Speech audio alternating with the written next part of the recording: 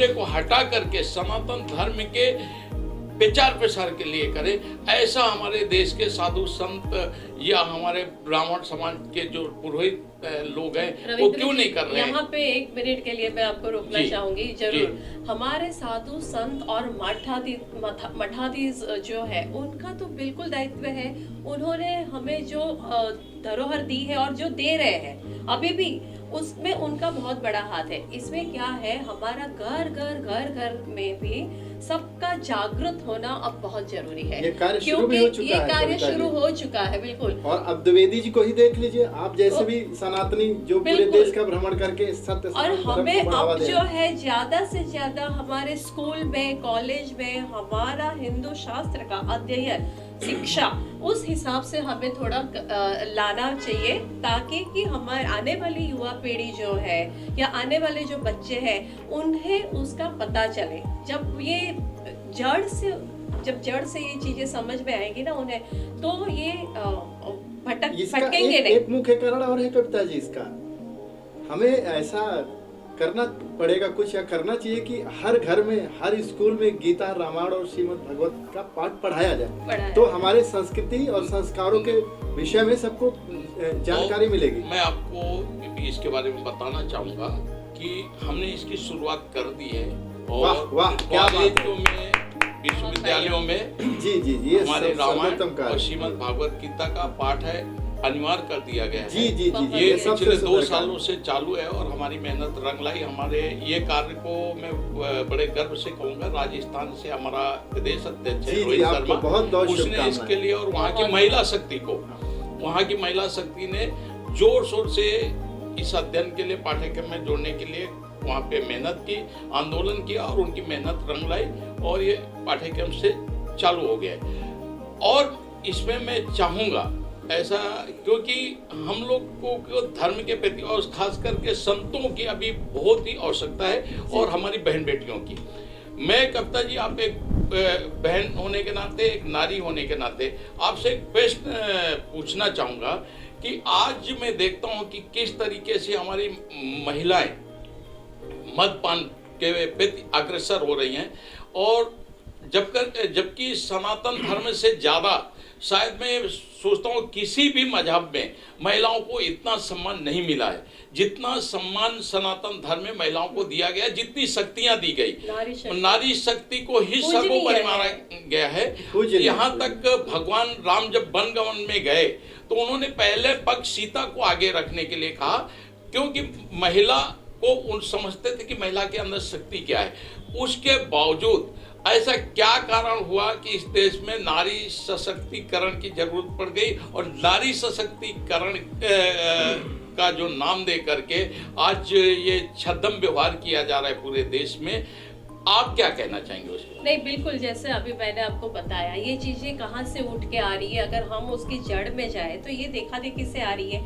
ये हमारी समुदाय के लोगों का भी बहुत इसमें असर है। ये हमारी संस्कृति है ही नहीं। जब हम फॉरेन कल्चर अडॉप्ट करेंगे, आज देखिए जो फॉरेनर्स है वो हिंदू कल्चर अडॉप्ट कर रहे हैं और वो यहाँ तक कि वो प्याज लहसुन तक नहीं खा रहे हैं और तुलसी का माला धारण कर रहे हैं, चंदन लगा रहे हैं, तिलक लगा रहे हैं, हाथ हरे राम हरे कृष्णा मंत्र पे नृत्य कर रहे हैं। एग्जैक्टली, और पूरे विश्व में एग्जैक्टली। तो आज ये कल्चर हमारा कल्चर है, ये हमारा कल्चर उठ के पूरे दुनिया में फैल रहा है, बट हम क्यों अडॉप्ट नहीं कर रहे हैं? हम देखा देखी में, अगर देखो आज मैं शायद कुछ चीज ना करूँ तो कोई सामने सोच सकता है कि ये मतलब ये ऑर्थोडॉक्स है ना, ये हमारे कंपनी में सेट नहीं होंगे। तो ये देखा देखी में जो स्टूडेंट्स हैं या फिर जो बच्चे हैं जो नशे में चले जाते हैं दिखावे के लिए, बाद में यही चीजें आदत हो जाती है।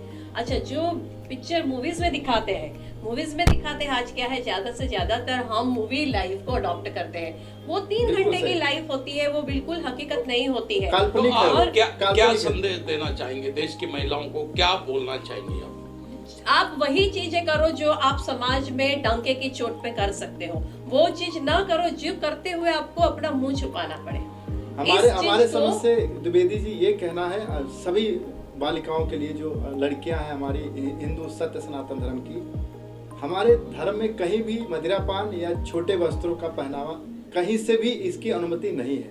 तो मैं सभी बहनों से यही निवेदन करूंगा कि वस्त्र अच्छा पहने, घरेलू वस्त्र पहने, मदिरापान ना करें, सिगरेट को हाथ ना लगाएं और कुसंगत से बचें।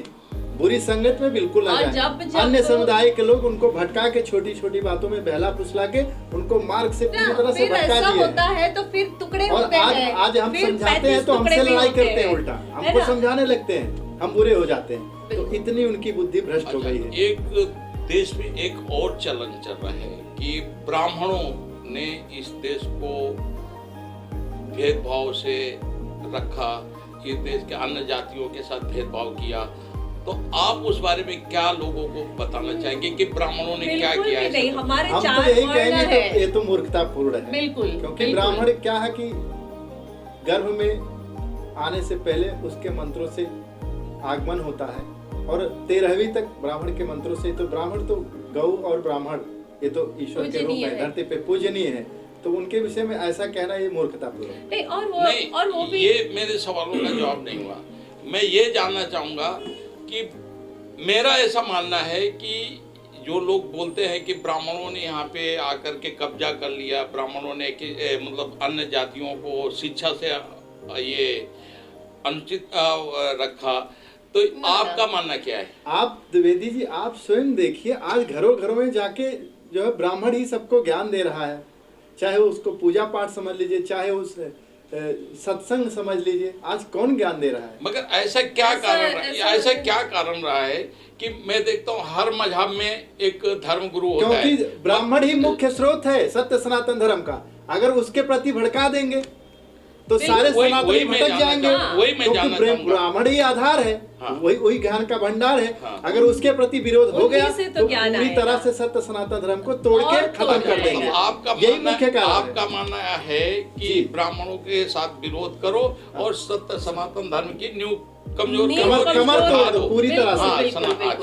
वही मैं जानना चाहता हूं। मेरा यही कहना। मेरा भी ऐसे ही मानना है। इसलिए ब्राह्मण टारगेट किया जाता है। मैंने भी कहीं पे चर्चा में जब मैं बैठा था तो वहाँ पे ऐसी चर्चा हुई कि ब्राह्मण अकेला मंदिर में पूजा करता है। ये सत्य है। उनको जवाब दिया, ऐसा नहीं, मैंने उनको जवाब दिया।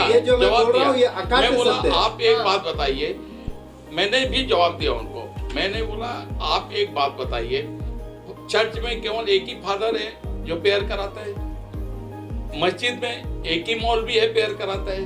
तो अगर ब्राह्मण मंदिर में अकेला पूजा कराता है तो उसमें विरोध किस चीज का? वो मुझे बिल्कुल सही।